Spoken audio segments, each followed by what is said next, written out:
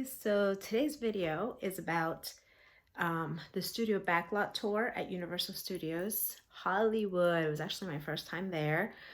It's actually called Studio Tour now. It was so freaking cool that I actually did it twice. So the first time I went around, I just did video. So hopefully you guys enjoy it. And I will be posting some pictures on my Instagram account, Film Locations 22. Hope you guys are doing well, and I hope you like it.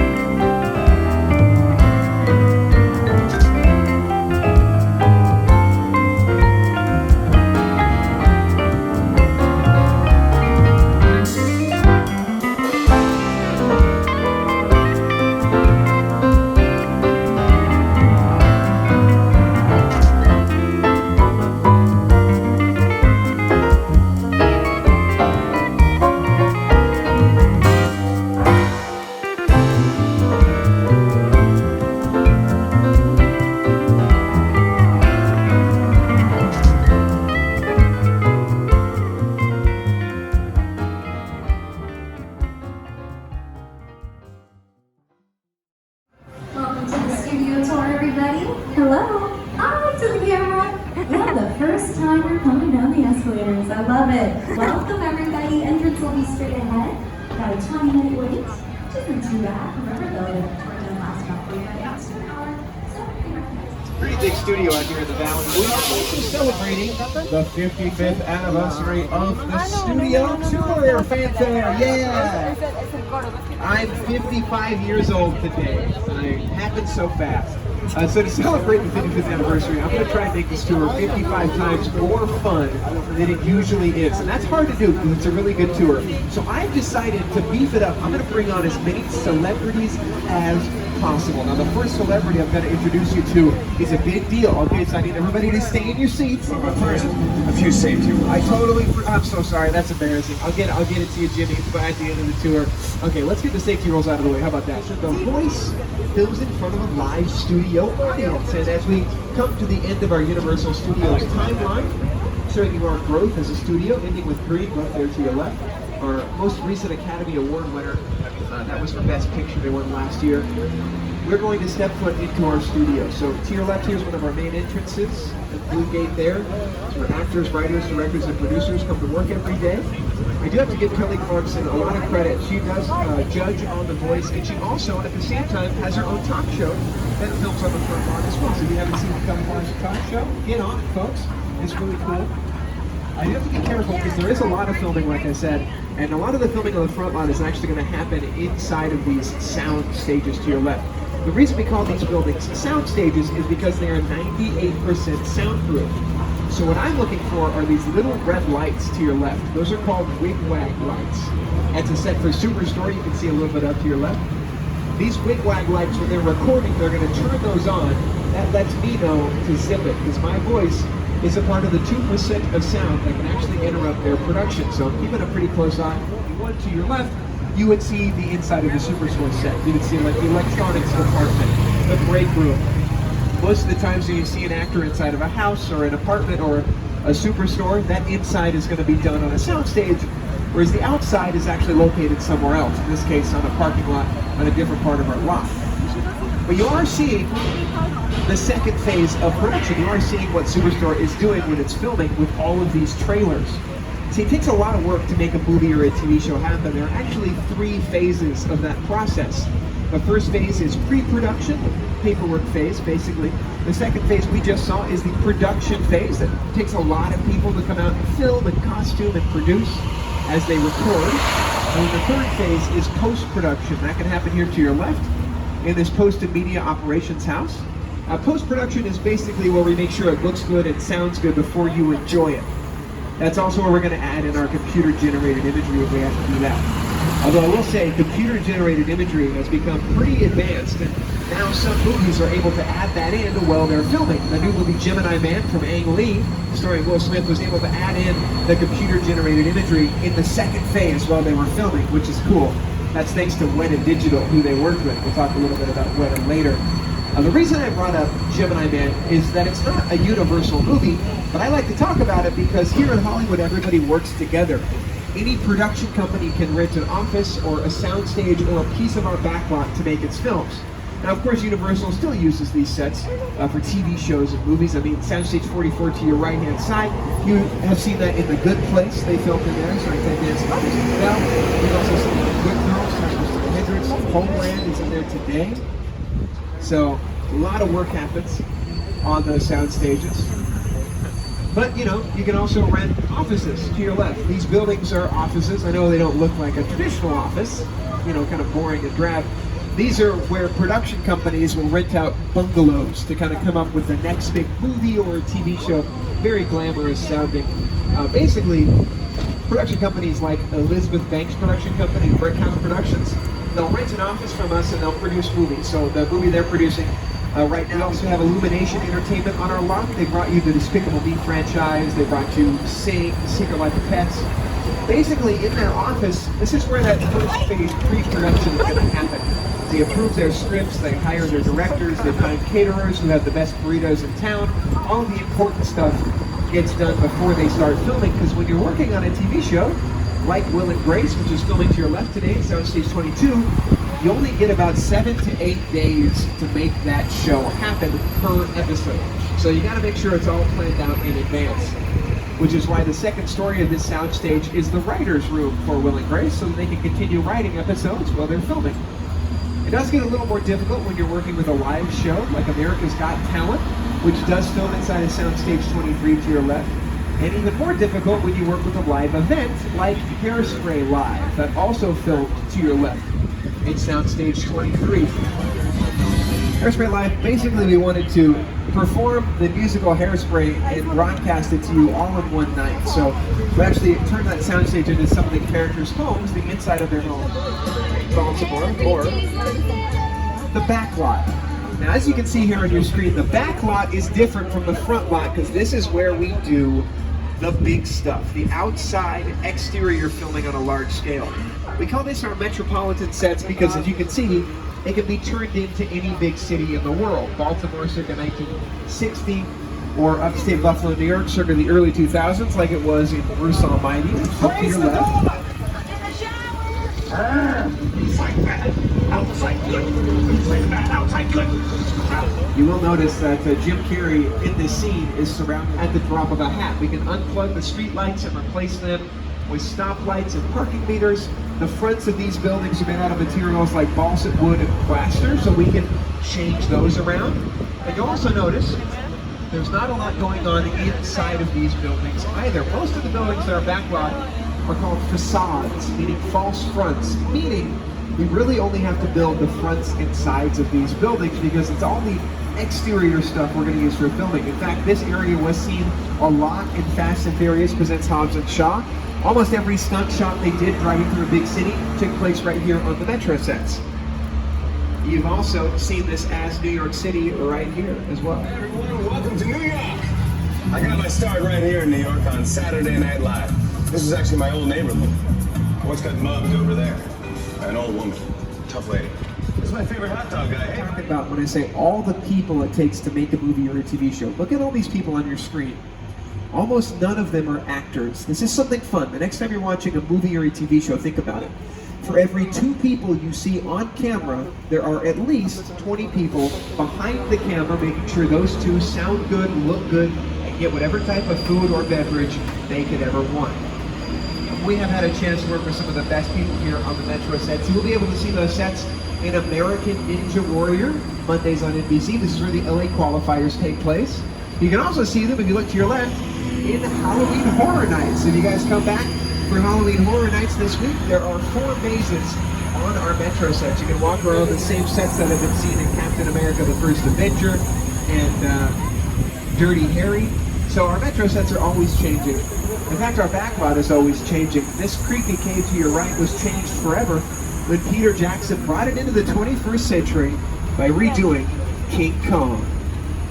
It's the original King Kong that made me want to direct movies. I saw that movie on TV when I was about 8 or 9 years old in historic times. All right, ladies and gentlemen, stay seated, hang on to your belongings, and get those 3D glasses ready as we return to Skull Island.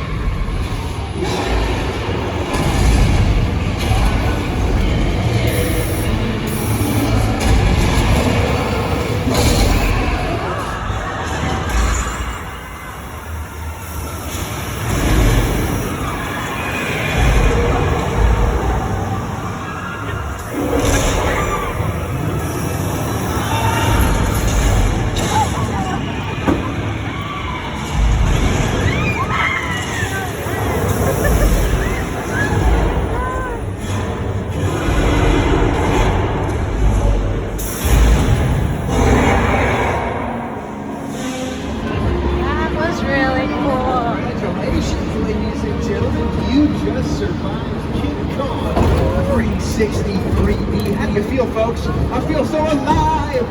My glasses are all wet. You know, this amazing feeling of like being alive and stuff. I think we have to dedicate that to Tom, our driver. Let's give a round of applause for Tom, huh? Keeping us cool in there, dodging dinosaurs and spiders. That's not in the contract, folks. He did that because it's on the Lord of the Rings trilogy and the Hobbit trilogy. Weta Digital has also worked on Gemini Man with Ang Lee and Avatar with James Cameron. But that wasn't a movie, that was an experience. So they had to use techniques they'd never used, like moving this tram around screens that are over 40 feet tall, or harvesting all that dinosaur spit. So here is how they brought it to life for our tour.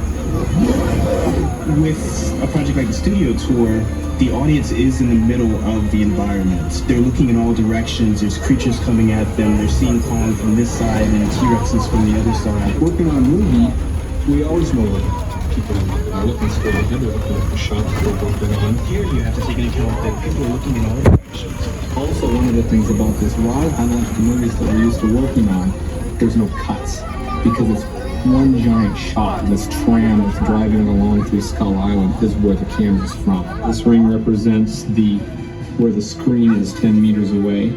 We're really creating about 50 minutes of a feature film. That amount of visual information, that number of pixels, and presenting them to the audience, it's a hell of a ride. Now, it's a pretty amazing ride, ladies and gentlemen, but get your cameras ready to your left. I got a collection of rides I think are just as cool.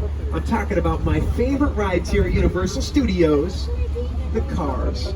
More specifically, the picture cars you have seen in our movies and TV shows that have become just as famous as the actors that drove them.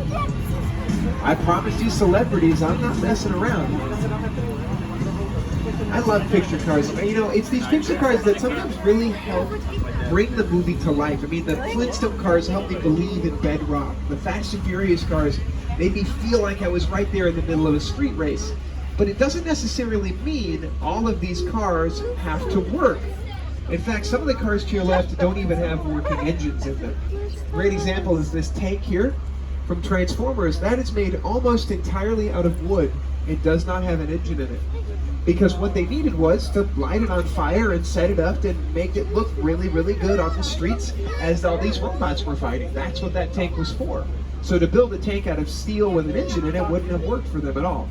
Now I will say they usually build more than one of the same type of vehicle for a production. A good example of that is the movie Backlot. As you can see, it really burns over here at the end of the first movie.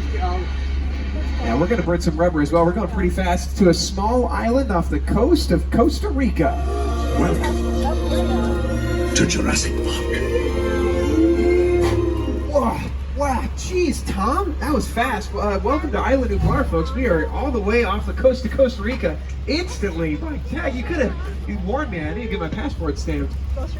So here, by Costa Rica, we got some picture cars to your left from Jurassic Park 2, The Lost World. And now that we're not on the Universal lot anymore, we can kind of bend the rules a little bit. I've got a celebrity meet and greet session set up for the tour out here with some of the stars from Jurassic World 3. So put your cameras away.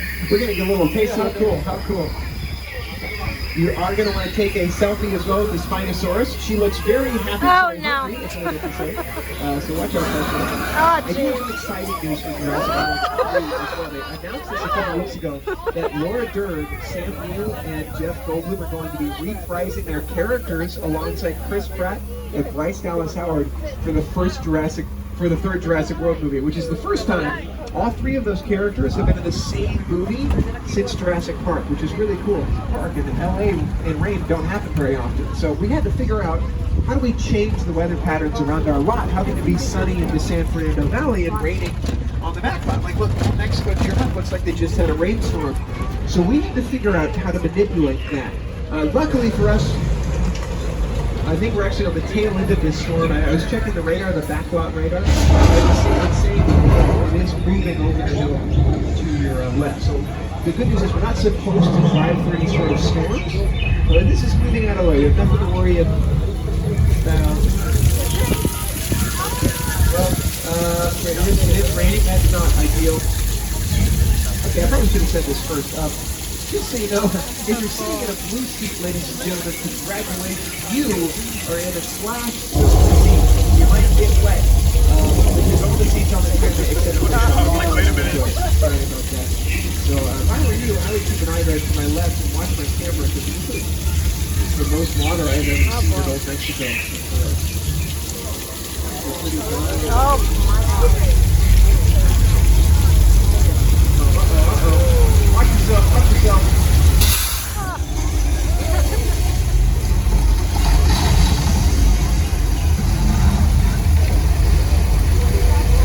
They see this, folks. That is almost 2,000 gallons of water there to your left. That is your very first. When you're filming with a practical effect, you have to deal with those effects. So let's see how actor Paul Giamatti dealt with that very same effect in this movie, Big Fat Liar. You can't outrun the wolf, kid! Yeah, we'll see about that. Hang on, funny folks!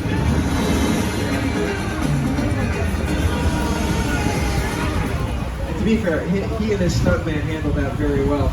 And speaking of stuntman handling stressful situations, welcome to 6 Points, Texas, where once upon a time in Hollywood did a whole lot of filming. Leonardo DiCaprio's movie, The Virginian, Destiny Rides Again, where all of those classics filmed. So for him to set Once Upon a Time in Hollywood out here, I thought was just really, really great. So if you haven't seen that, check it out. You will see our 6 Points, Texas in it. And that's so fun too, because this is one of the oldest filming locations on our lot. The first Western set being built in 1914, so the fact that it still gets used is awesome.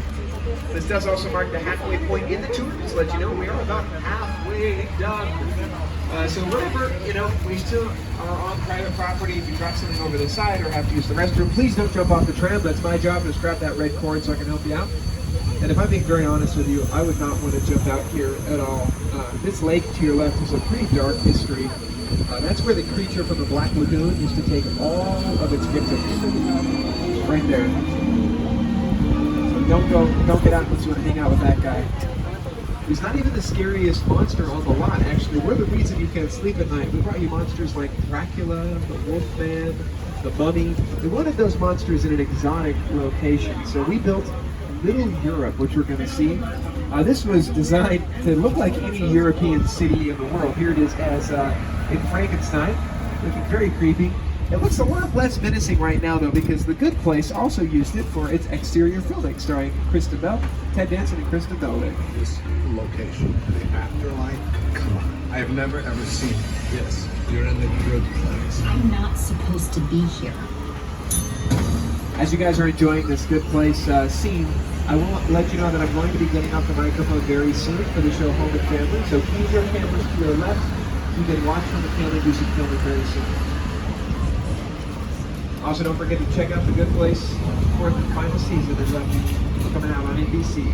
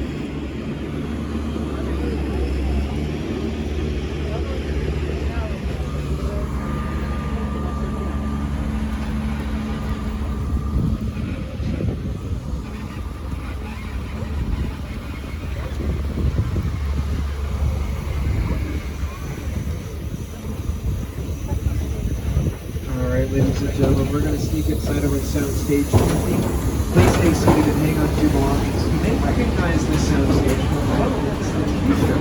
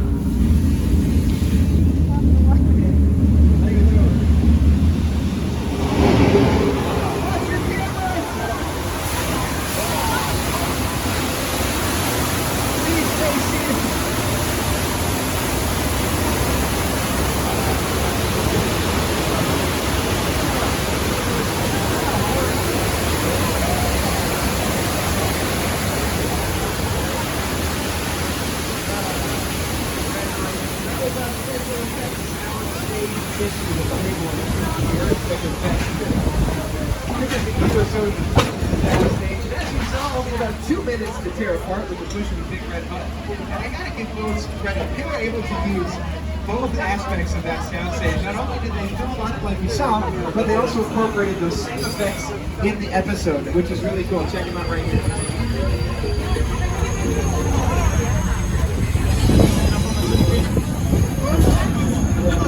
What's going on?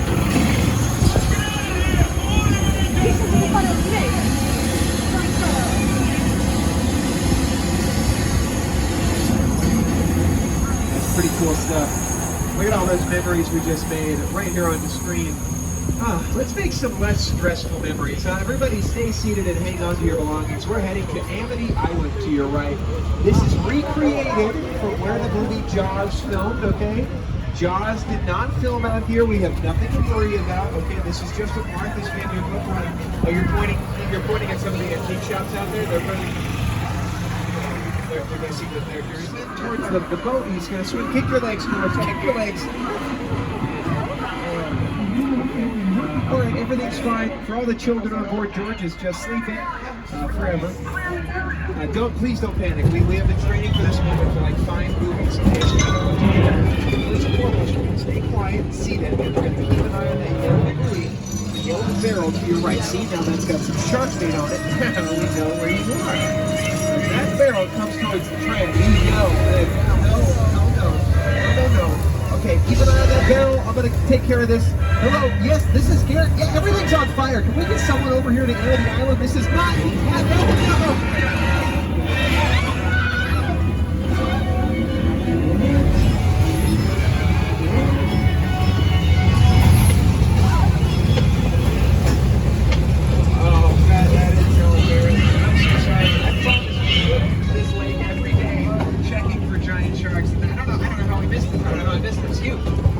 Is everybody okay? You guys okay? Everybody's fine?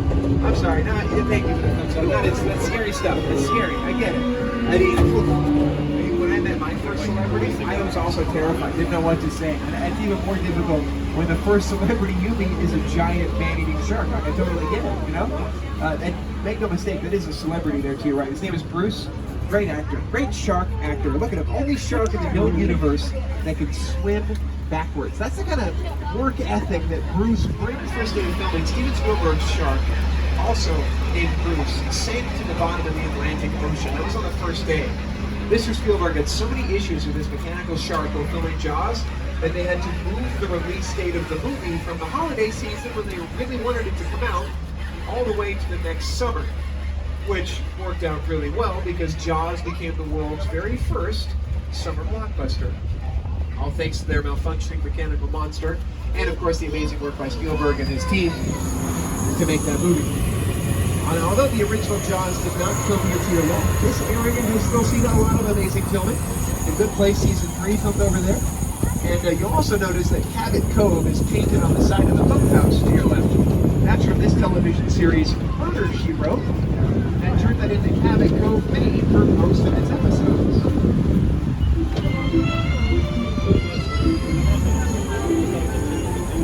If you're still looking to your left, you can see our Elm Street. This is one of our suburban neighborhoods. You've seen this neighborhood in Drunk History, the Mindy Project, Hancock. To your right-hand side is our chicken ranch, that big white house. I like to point that house out because it is a fully practical set. That means we can film inside and outside of that house. It's so much like a real house that the band LMFAO threw a house party in there for their music video, Sorry for Party Rockin'.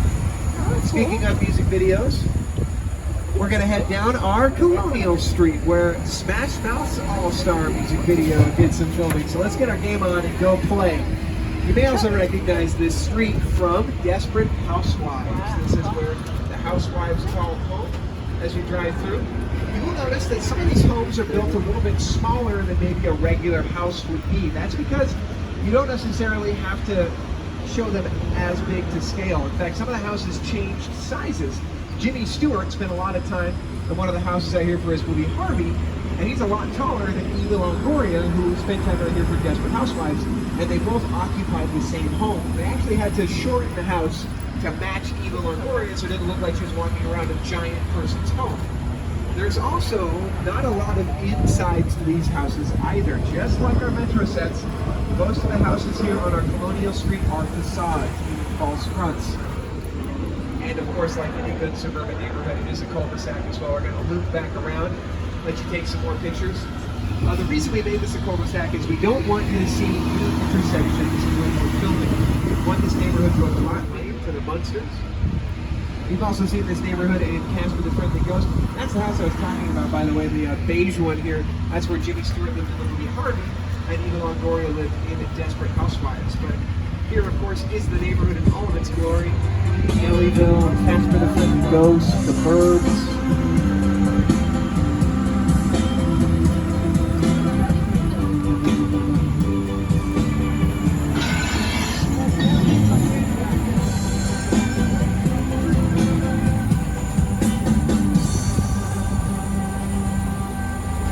It's a little slice of suburbia here on the back lot. I will say not all of the sets on our back lot have to have buildings on them to be useful. Some of our most filmed on locations don't have any buildings on them, kind of like this clearing to your left. You've seen this clearing in the movie Bird Box, starring Sandra Bullock. She didn't see it when she was filming, but you saw it out there when you watched it. You've also seen that clearing in 911, the new Ryan Murphy show, and it was in the great outdoors as well. Remember, we have over 400 acres, so we do leave some of it undeveloped in case you want to film on it, or if we have to build new sets, because every now and again we're going to get a script that calls for a location unlike anything we've ever created, like this one, for Dr. Seuss's How the Grinch Stole Christmas. Oh, up. Hey, Daddy, sweetie. Get your cameras ready to the right-hand side, folks. You're about to get a great eyeful of Whoville, where it's always Christmas. Live action telling you how the Grinch stole Christmas. This production was one of the largest to take place here at the studio. It ended up taking up about 40 total acres of our lot when they were filming.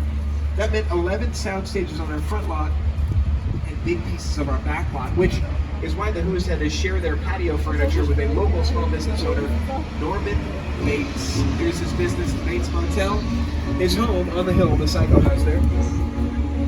Okay, now I do want to say, folks, I know what you all are thinking. Is there a vacancy here at the Bates Motel? And I got some good news for you. There is. Norman is in full swing. He's a great guy. Don't believe everything you see in the movies, okay? He does everything himself. He does all the cleaning. He does all the plumbing. He does the checkouts. In fact, this is called a full-service checkout. He's telling me that you don't even have to wake up to check out. He'll just carry you right out of your room, put you in his car. Hey, buddy, Garrett from Tours. Good to see you again. Slash some prices there for car 4. Oh, that's too bad. Honestly, the discounts are great. I don't know what everybody's so worried about. We just drove away too fast, Tom. You gotta give us time. Well, we'll go. Hey, Norman, we're gonna come back. We'll come back. Don't worry about that. Norman is not gonna chase us down. We gotta go to him, right? He's not gonna chase us, is he? No, he's not. That's good. Let's try and keep Norman happy by checking out the Psycho House to your left. They say Norman's mother is still inside, and she's the nice one. She wouldn't hurt a fly. That amazing set sits next to this amazing set. This one designed by director Steven Spielberg for his movie War of We're going to drive right in the middle of this set. As we do, let's hear from the creative team about how you bring something like this to life for your film. Goes down right in a big neighborhood. Because it's just something you don't see. You're doing good. You're doing good. Listen to me. Listen now. Now listen. I want you to close your eyes, okay? Sit down closed.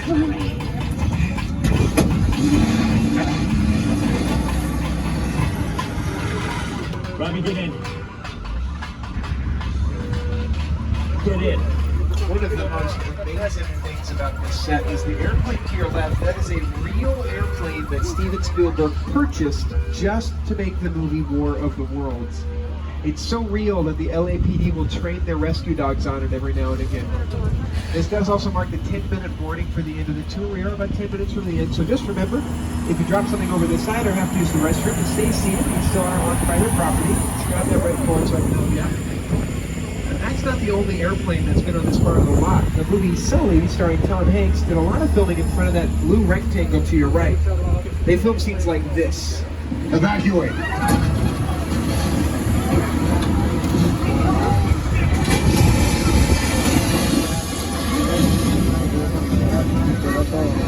The reason they film scenes like this is that's our Falls Lake, and it is one of the most filmed on locations on the lot. That big blue backdrop is the largest outdoor freestanding blue screen in all of Hollywood. It's 50 feet long.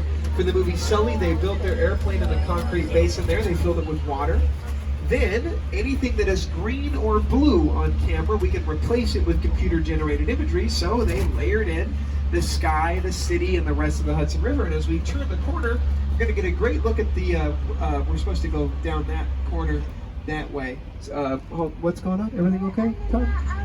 Okay, I'm sorry. We're getting redirected into Sullivan's Truck Repair Shop. Sorry, something has come up. They're redirecting us from the regular tour route. So just stay seated and hang on to your belongings, folks. This is probably just a routine checkup of something.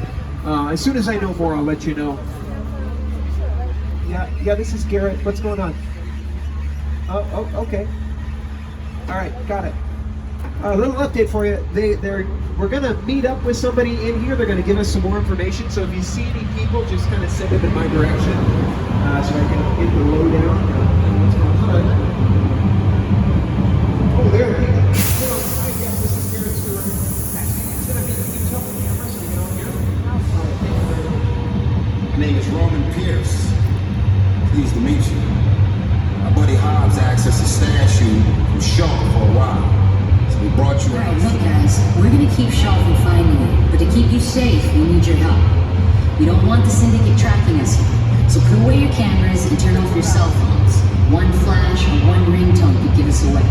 I need y'all to take this real serious. Okay, pull into the next van. Okay. Sounds pretty serious. We're gonna follow directions. I think they want us to blend in with this dance party, so don't wear your 3D glasses.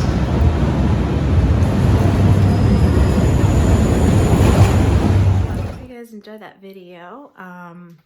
Let's see, what am I planning on next? I believe Parenthood would be next. I'm going to try to do those locations in the month of December, and I'm not sure what's after that, but I hope you guys enjoy. I'll be posting some pictures on my Instagram account, so look out for that, and we'll see you guys on my next video.